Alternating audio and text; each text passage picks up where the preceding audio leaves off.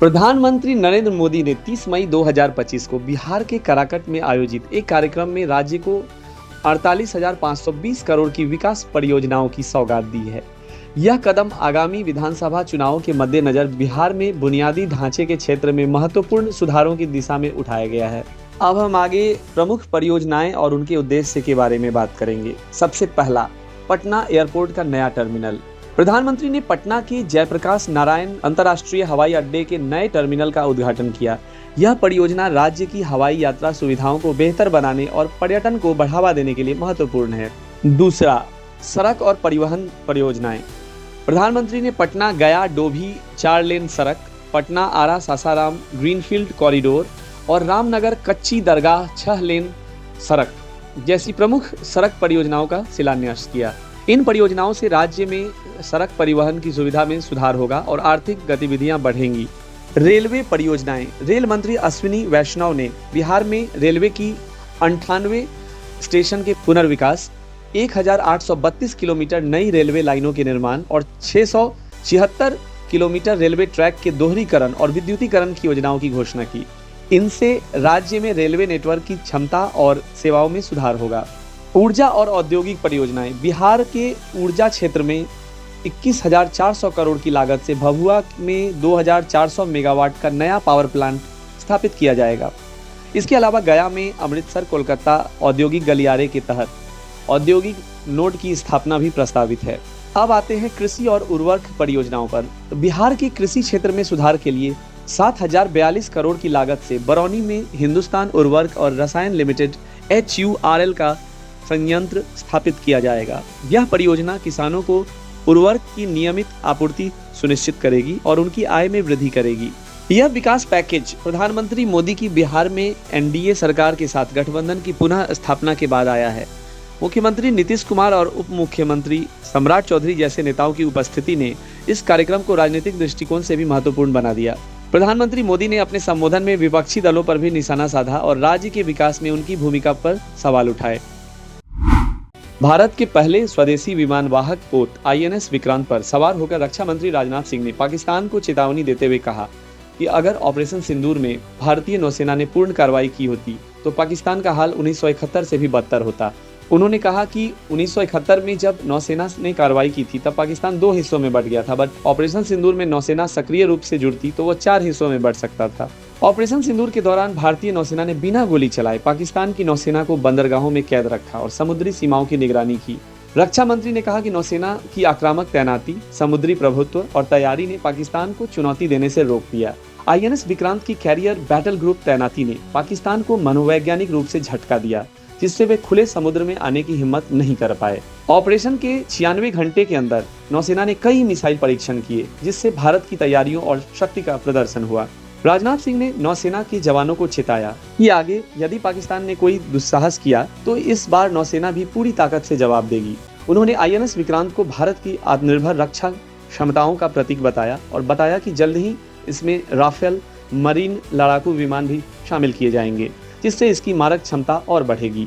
इस प्रकार रक्षा मंत्री ने स्पष्ट संदेश दिया है कि भारत की नौसेना न केवल तैयार है बल्कि उसकी उपस्थिति ही शत्रु को पीछे हटने पर मजबूर कर देती है। भविष्य में कोई भी आक्रामकता पाकिस्तान को भारी पड़ सकती है। उत्तराखंड के कोटद्वार स्थित अतिरिक्त जिला एवं सत्र न्यायालय ने अंकिता भंडारी हत्याकांड में 3 आरोपियों को दोषी ठहराया है। दोषी पाए गए आरोपी इस प्रकार हैं: पुलकित आर्य रिसोर्ट मालिक, सौरभ भास्कर और अंकित गुप्ता। उन्हें जिन धाराओं में दोषी ठहराया गया वह धाराएं हैं: धारा 302 हत्या, धारा 201 साक्ष्य मिटाना, धारा 120B आपराधिक साजिश, धारा 354A यौन उत्पीड़न। साथ ही अनैतिक देह व्यापार रोकथाम अधिनियम के तहत भी आरोप सिद्ध हुए हैं। घटना का विवरण इस प्रकार है। अंकिता भंडारी 19 वर्षीय युवती पौड़ी की रहने वाली थी और ऋषिकेश के वंतारा रिसोर्ट में रिसेप्शनिस्ट के रूप में कार्यरत थी। सितंबर 2022 में पुलकित और उनके साथियों ने अंकिता को बैराज से धक्का देकर मार डाला। 6 दिनों तक लापता रहने के बाद 24 सितंबर को उसका शव चिल्ला नहर से बरामद हुआ। केस की पहली सुनवाई 30 जनवरी 2023 को शुरू हुई। SIT ने मामले की जांच की और 500 पेज की चार्जशीट कोर्ट में दाखिल की गई। करीब 2.5 साल तक चली सुनवाई में 47 गवाहों की गवाही दर्ज की गई। दिल्ली के शादरा स्थित साइबर पुलिस स्टेशन ने 37 वर्षीय हिमांशु अरोड़ा को एक महिला को 3 साल तक फर्जी इंस्टाग्राम अकाउंट्स और ईमेल ID के जरिए ब्लैकमेल, धमकी और यौन शोषण करने के आरोप में गिरफ्तार किया है। पीड़िता, जो कि नई गोविंदपुरा दिल्ली की रहने वाली हैं, उन्होंने शिकायत में बताया कि वह 2021 में इंस्टाग्राम पर हिमांशु से मिली थी। धीरे धीरे वह उसे भावनात्मक रूप में फंसाकर निजी तस्वीरें और वीडियो मांगने लगा, जिन्हें बाद में वह ब्लैकमेलिंग और धमकी के लिए इस्तेमाल करता रहा। आरोपी ने पीड़िता की फर्जी प्रोफाइल बनाकर उसके अश्लील फोटो पोस्ट किए और इंस्टाग्राम व गूगल मीट कॉल्स पर धमकियां दी। उसने अपहरण, एसिड अटैक और परिवार को नुकसान पहुंचाने की धमकी देकर 1 लाख रुपए की मांग की। शिकायत 28 मई को दर्ज हुई। मामले की जांच इंस्पेक्टर शिवप्रकाश के नेतृत्व में की गई और आरोपी को 29 मई को गिरफ्तार कर लिया गया। जांच में पता चला कि आरोपी ने 9 फर्जी इंस्टाग्राम अकाउंट और 1 जीमेल आईडी बनाई थी, जो उसके मोबाइल नंबर से जुड़ी थी। हिमांशु अरोड़ा ने पूछताछ में अपराध स्वीकार कर लिया है। पुलिस ने उसके पास से 2 मोबाइल फोन, लैपटॉप और पीड़िता की 3 अश्लील तस्वीरें बरामद की हैं। पुलिस ने लोगों, खासकर युवतियों और नाबालिगों से अपील की है कि वे सोशल मीडिया पर निजी जानकारी साझा करते समय सतर्क रहें। मामले की आगे की जांच जारी है। रक्षा मंत्री राजनाथ सिंह ने भारतीय नौसेना के जवानों को संबोधित करते हुए स्पष्ट कहा कि भारत आतंकवाद को जड़ से उखाड़ फेंकने के लिए किसी भी हद तक जाएगा।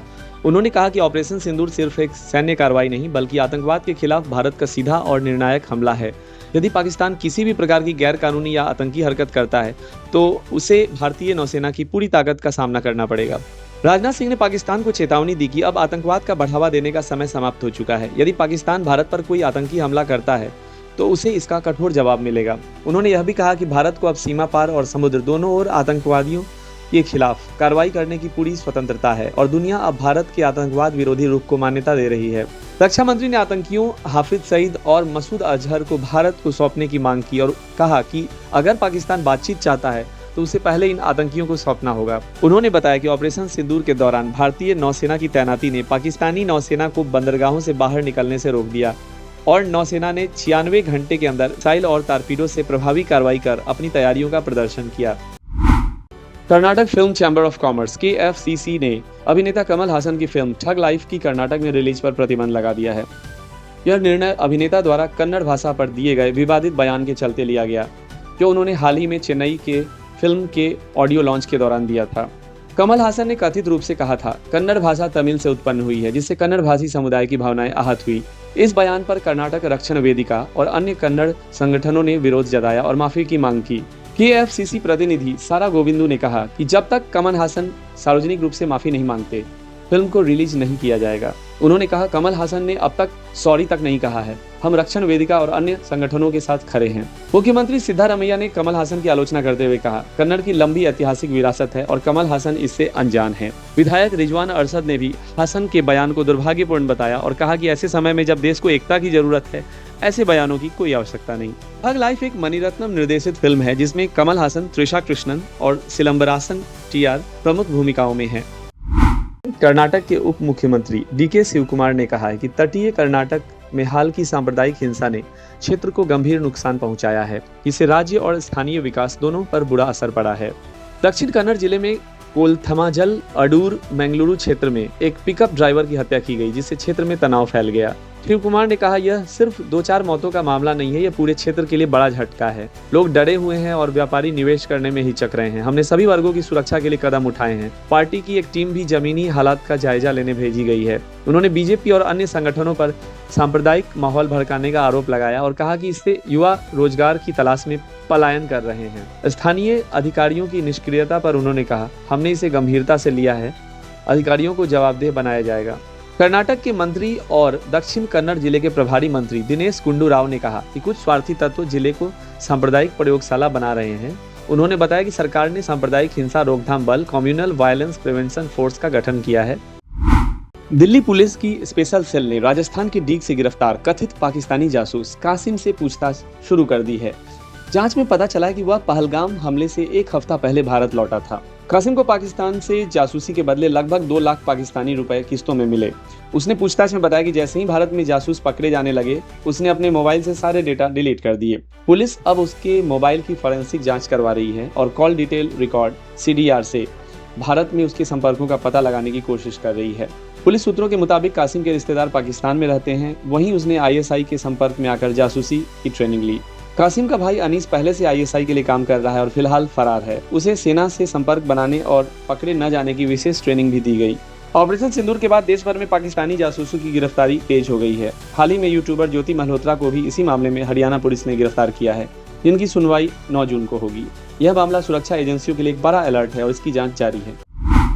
तिब्बत एक्शन इंस्टीट्यूट की एक नई रिपोर्ट में खुलासा हुआ है कि चीन सरकार द्वारा संचालित बोर्डिंग स्कूलों में तिब्बती बच्चों के साथ गंभीर दुर्व्यवहार और सांस्कृतिक विनाश हो रहा है।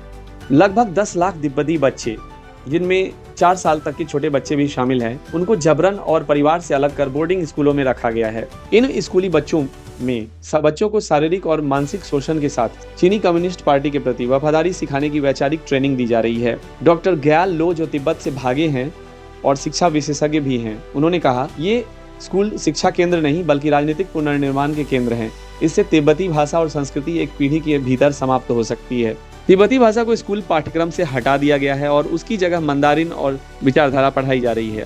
धार्मिक और सांस्कृतिक गतिविधियां प्रतिबंधित हैं, यहाँ तक कि छुट्टियों में भी बच्चे धार्मिक अभ्यास या तिब्बती भाषा को नहीं सीख सकते।